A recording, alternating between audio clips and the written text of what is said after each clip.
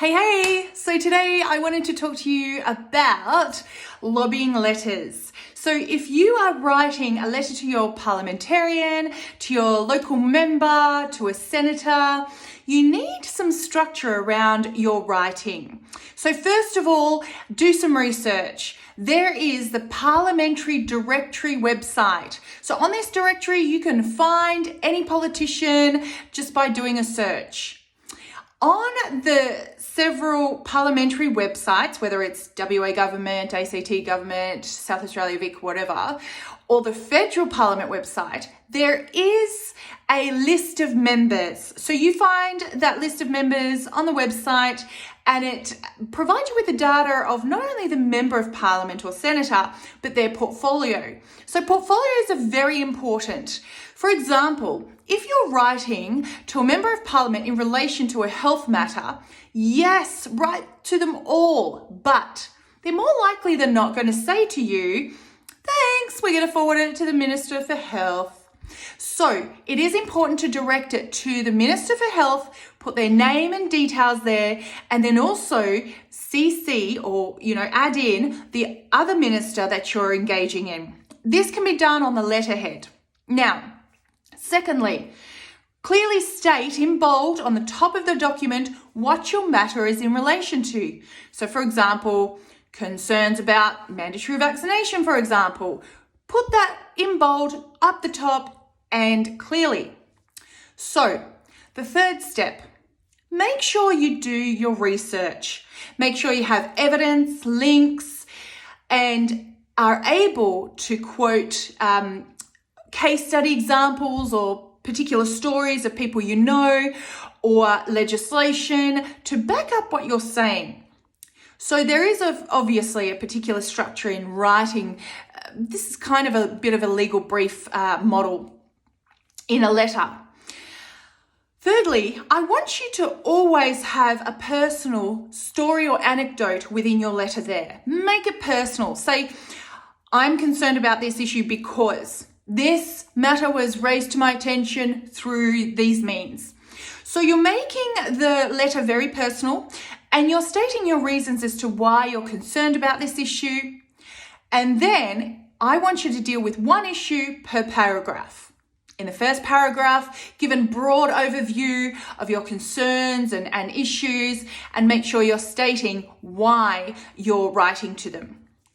Second paragraph, start to have some case study examples, back it up by research, evidence, hyperlinks, and then third paragraph or fourth, make sure you're quoting legislation. Talk about which acts, which bills, which regulations you're concerned about. So you're giving structure to your, in a way, legal arguments, okay? And when you have a structured letter, when it's addressed appropriately, when there's a personal message behind it, it's going to have so much more impact.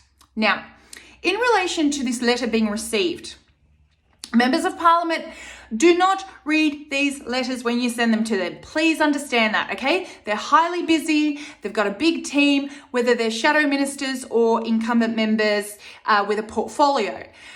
Their staff will often receive their emails, whether you're addressing it to the member or not. It's going to be their staff that see the emails first and foremost. Now, if it's a poorly written letter, if it's just emotive and there's no facts or links or evidence in there, there is a likelihood of that letter just being disregarded or dismissed. So it's important that you're professional, you're straight to the point, you have personal information in there, okay? Make sure you sign it off with at least your first name and suburb, for example, particularly if you are a constituent in that particular member's jurisdiction. So, because the Member of Parliament does not receive your letter, lobbying letter, firsthand, it's important for you to call the office as a way of follow-up. In the email to them, you can say, please find attached my lobbying letter pertaining to this matter. I will be calling you as a way of follow-up. When you call the office, always be polite. Always understand that these are human beings you're dealing with. They're busy. They've got so many things on their plate, on their mind, okay? So make sure, first of all, that they receive the letter. quote the date and even the time that you sent it for them to easily search for it. Then you can request a follow-up meeting with the member. You can say, I would like to meet with the member as a way of follow-up in relation to the letter I sent.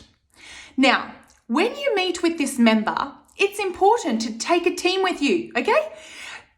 Or a petition. Show that you are not just representing one person, okay? You're representing your community. You're representing a cohort of constituents. You're representing voters. What are politicians most concerned about? Getting re-elected. So use that, okay? Use it and say, I am your constituent. In order for us to re-elect you, you need to hear us. You need to understand our concerns. So, the most important thing you can have in that letter and the most important thing that you can say in that face-to-face meeting is giving us solution, okay? There is no point writing your letter. There is no point meeting in person if you do not have a clear strategy or clear alternative provided for that member. Why? Because they're too busy to fluff around and try and get into your head and think like you or figure out what you're trying to say, okay? So you need to be really clear. This is the issue. This is a problem. I reckon we can solve it like this. I think we should have this alternative, okay? So you can refer to international human rights precedents or law, but just be aware that they may not necessarily be directly relevant, because if they're not implemented into our domestic law, it's not automatically relevant. So you've got a clear structure, okay? You've got your letter, you've followed up with it, not only an email, but a phone call, you've met in person, you have a clear solution, you've got all your research, you've got all your facts, your case studies, and that makes for a great political lobbying engagement, okay? Make sure you're well represented by your community, your team, your suburb, okay, through a petition or through different members or organizations, representatives that come to the meeting. Have fun.